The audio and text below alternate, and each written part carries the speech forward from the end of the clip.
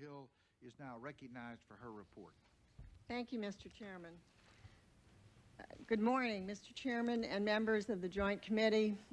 In prior hearings, we have, as you know, discussed very specific information sharing issues relating to the performance of the intelligence community prior to the events of September 11th.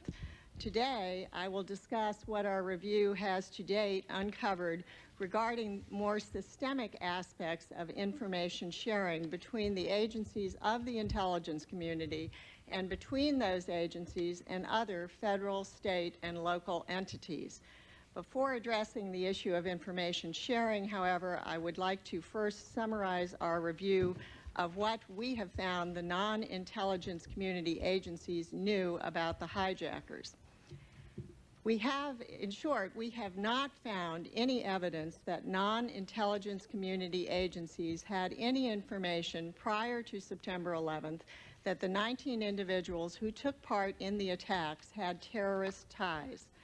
We also found that the non-intelligence community agencies were, for the most part, focused on specific threats to their particular areas of responsibility, such as airline hijackings or an individual terrorist crossing the border. We did not find any significant and sustained focus on a war against bin Laden, in which terrorist operatives might launch multiple attacks against the continental United States using such tactics as airplanes as weapons. While the FAA, the Customs Service, the State Department, and INS each had data concerning the 19 hijackers, that data was not related to their terrorist activities or associations. As a result, none of this information would, by itself, have aroused suspicions regarding a planned terrorist attack within the United States. Instead, these agencies had routine information concerning the vital statistics, travel, immigration, and medical status of some of the hijackers. For example, prior to September 11th, the FAA had airmen records on hijackers Marwan al-Shehi, Mohammed Atta, Hani Hanjour, and Ziad Jarrah. The INS also had records concerning the 19 hijackers, specifically the type of visa and the duration of the stay adjudicated by the immigration officer for each individual. Finally, U.S. Customs Service officials have advised the staff that the only information Customs had concerning the 19 hijackers prior to September 11th was contained in the routine forms that they filled out when they arrived in the United States.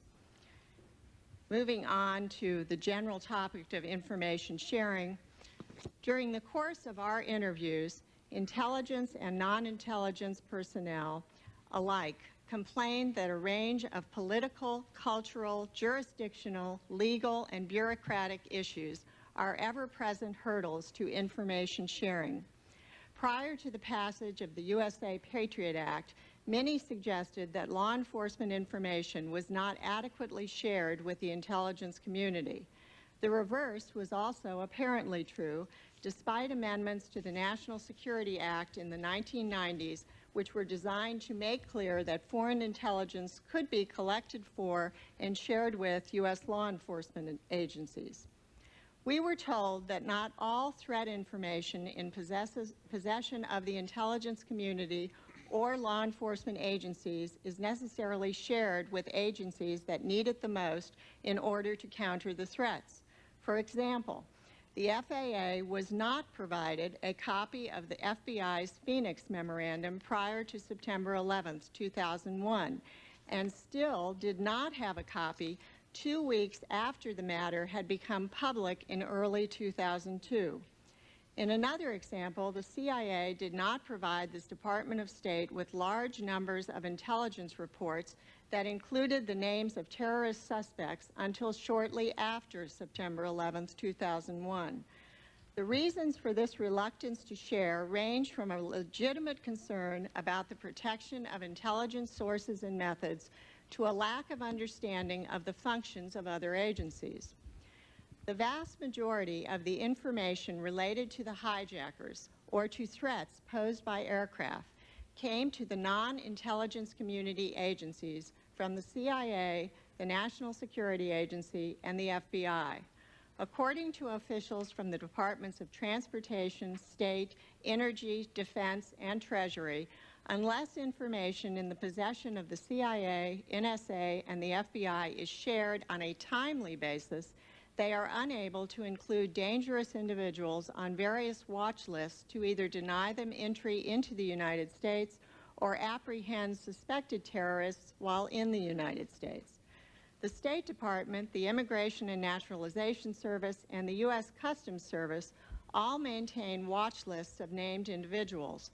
The Federal Aviation Administration, the Drug Enforcement Administration, INS, and other agencies also perform a limited amount of information collection designed to place individuals on watch lists. The staff review to date has found no single agency or database or computer network that integrates all counterterrorism information nationwide. Information about the hijackers and about Al-Qaeda can be found in disparate databases spread among a range of intelligence and civilian agencies. As exemplified by the Phoenix communication, FBI information related to possible Al-Qaeda terrorists was often scattered in various regional offices and not shared with the FBI headquarters or with other agencies. Furthermore, law enforcement, immigration, visa, and intelligence information related to the 19 hijackers was not organized in any manner to allow for any one agency to detect terrorism-related trends and patterns in their activities. Numerous officials stated that there are many hurdles to sharing information. A major issue, for example, relates to the availability of properly cleared personnel. Some federal agencies we visited, which did not have personnel cleared for sensitive compartmented information, or SCI data, advised that they could have benefited from receiving more specific data on potential terrorists. We were also told that many state and local agencies do not have personnel cleared for even the lowest level of access to national security information, let alone SCI access. As a result, while appropriately cleared FAA, TSA, INS, and Department of State officials may receive significant intelligence information, they may be unable to disseminate data within their organization or to state and local officials because the potential recipients are not cleared to receive it.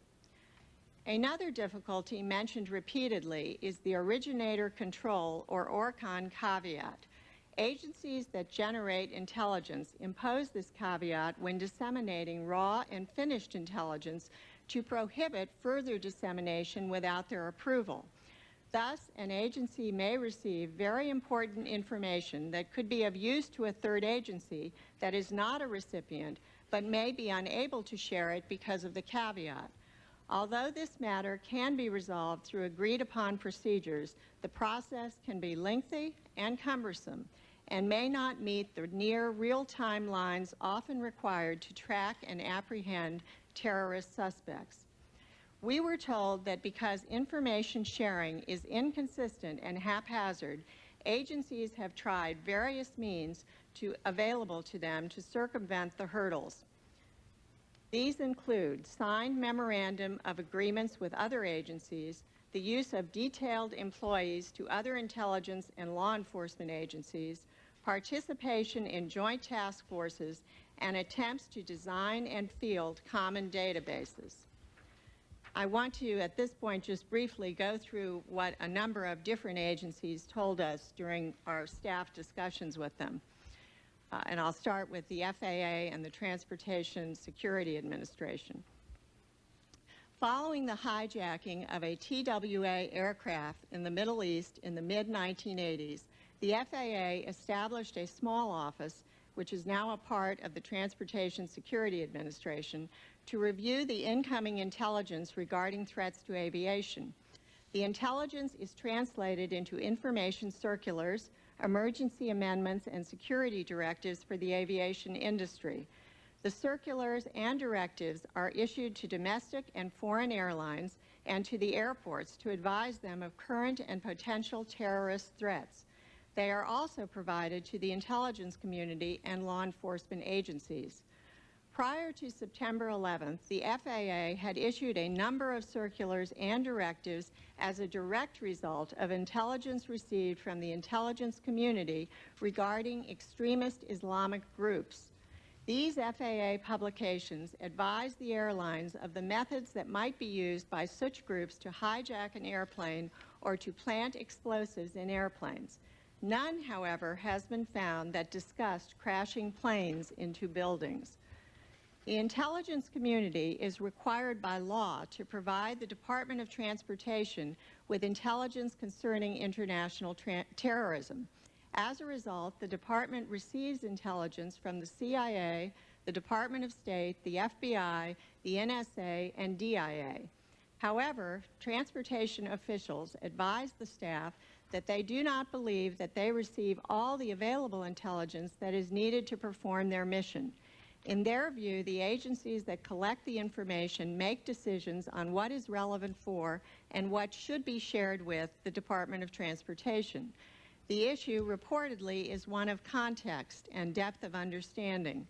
By not receiving the sum total of the intelligence on all transportation issues, the Transportation Security Administration may not be able to connect events or to link suspicious activities. TSA officials stated that although they can submit their requirements to the intelligence community through established procedures, there is nothing that requires the community to collect against those requirements. Turning to the Immigration and Naturalization Service, INS, the INS maintains records on all visitors who arrive in the United States. INS officials told the staff that the Law Enforcement Support Center, or the LESC, in Burlington, Vermont, is a key data sharing center designed to support other law enforcement agencies. The LESC assists in determining the status of detainees or to find persons. INS officials stated that the August 2001 notice to watchlist Nawaf al-Hazmi and Khalid al-Midhar was not accompanied by any specific notion that indicated that the INS should use all means possible to find these two suspects. INS officials said that had they been told to put the highest priority on the search, they would have used the LESC and believe they may have found the two suspects prior to September 11th. The Defense Intelligence Agency. The Director of DIA chairs a standing committee that serves as an integrating mechanism for the Department of Defense. It is called the Military Intelligence Board, or MIB. DCI representatives usually attend and participate in its discussions. Over time, the MIB has wrestled with information sharing issues prior to September 11th.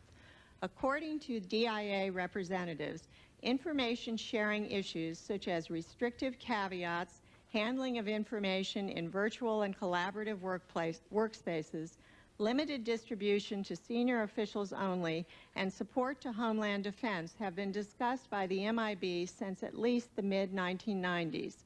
For example, the need to establish an information sharing mechanism was addressed at least as early as February 1995 in the context of multi-agency operations in Haiti. Senior DIA officials told the staff that information sharing issues are not new to the intelligence community and are not limited to the context of September 11th. According to them, the basic legal, community, cultural, and technological barriers have been understood for years. After the USS Cole attack, the DIA reportedly took significant steps to alter its structure, processes, products, and policies associated with terrorism analysis. DIA officials advised that the DIA now challenges its analysts to think out of the box and to exploit all relevant information, including open source reporting. They also stated that DIA has implemented mechanisms that allow more effective receipt and dissemination of critical intelligence information. According to DIA personnel, there have been mixed results with the intelligence community partnerships. For example, the mere act of assigning an analyst to another organization does not always ensure a greater level of access to information or more open sharing of information. DIA acknowledged that its analysts who are detailed to counterpart organizations do not have unfettered and unconditional access to all relevant terrorist information. Former DIA Director Admiral Thomas Wilson explained to the staff that information sharing implies that one, quote, owns the information, close quote, a concept with which he does not agree. According to Wilson, agencies need to change their culture and shed the belief that they own the information. The information belongs to the United States government and the entire intelligence community, at least in his view. Turning to the Department of Treasury, several Treasury Department components receive intelligence relating to financial matters from the CIA, the NSA, the FBI, and other intelligence agencies. Officials in Treasury's Financial Crimes Enforcement Network, FinCEN, and the U.S. Customs Service reported to the staff that they submit intelligence requirements to the intelligence community, but have no assurance that the intelligence will be collected and provided to them on a timely and regular basis. The Secret Service at Treasury does occupy a unique position because of its primary mission to protect the President. According to the Secret Service, it does receive the intelligence that is necessary for it to perform that particular mission. Post-September 11th, U.S. Customs officials used information available in Treasury databases to develop a comprehensive analysis of the travel, finances, and linkages of the hijackers. Specifically, U.S. Customs Service analysts used suspicious activity reports, currency or monetary instrument reports, and currency transaction reports obtained from the Treasury Department. Much of the analysis was completed by November 2001. Customs officials advised that the majority of the information used in that analysis to show the domestic and international activities and associations of the hijackers came from law enforcement databases, specifically the Interagency Border Inspection System, or IBIS, and not from intelligence. According to the Customs Service, there are over 30,000 users of IBIS, but it has no formal connection apart from the FBI's participation to the intelligence community.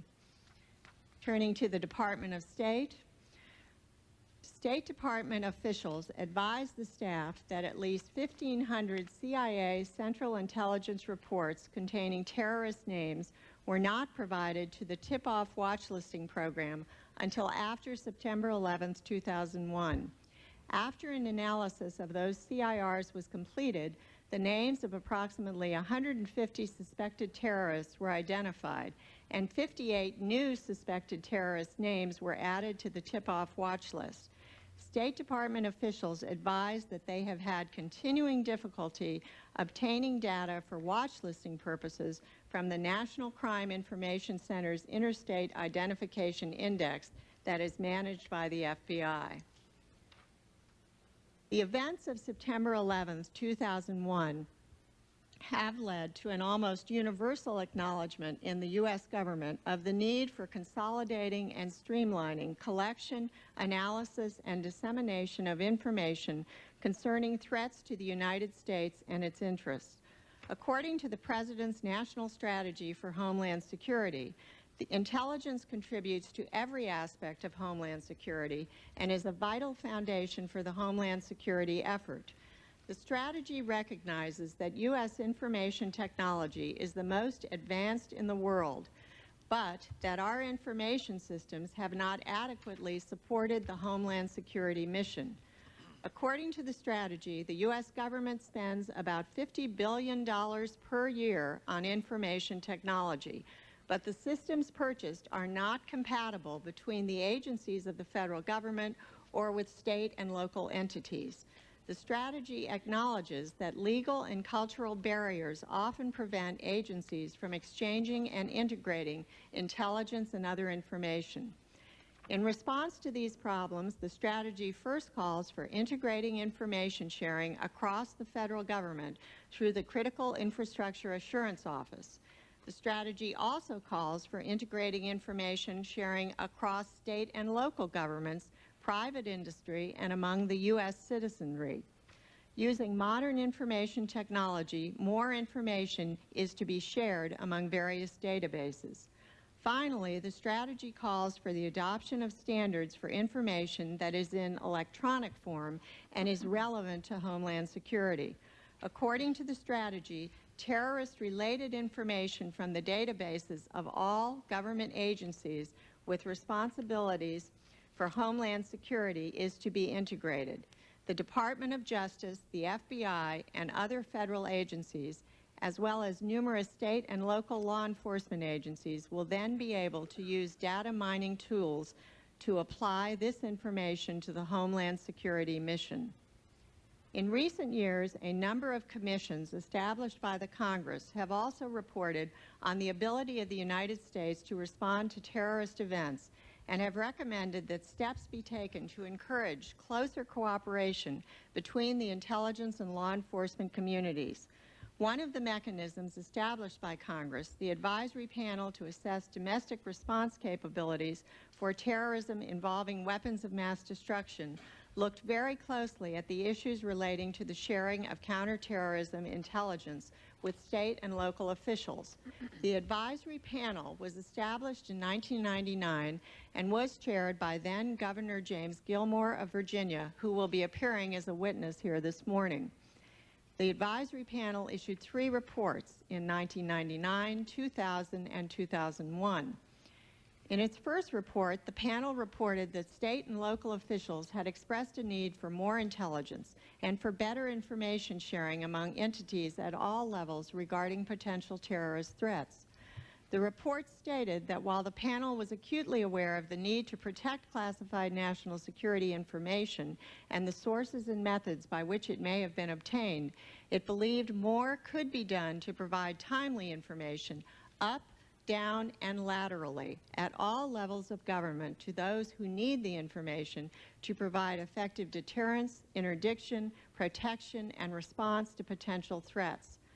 The panel's second report stated that the potential connection between terrorism originating outside the United States and terrorist acts perpetrated inside the United States means that foreign terrorism may not be easily distinguished from domestic terrorism.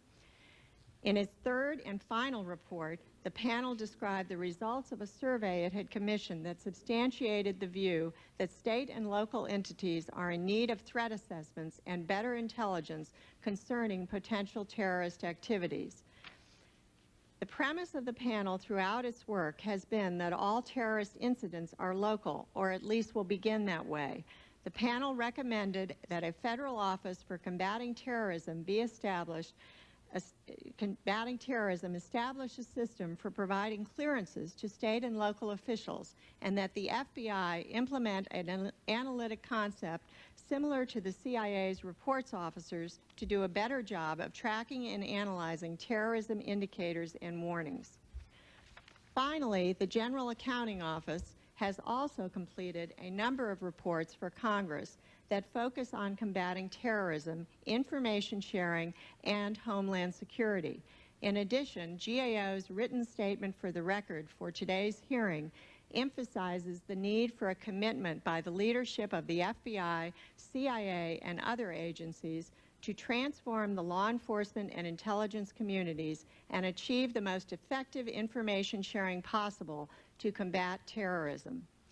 In summary, the Joint Inquiry staff believes that much information of great potential utility to the counterterrorism effort already exists in the files and databases of many federal, state, and local agencies, as well as in the private sector.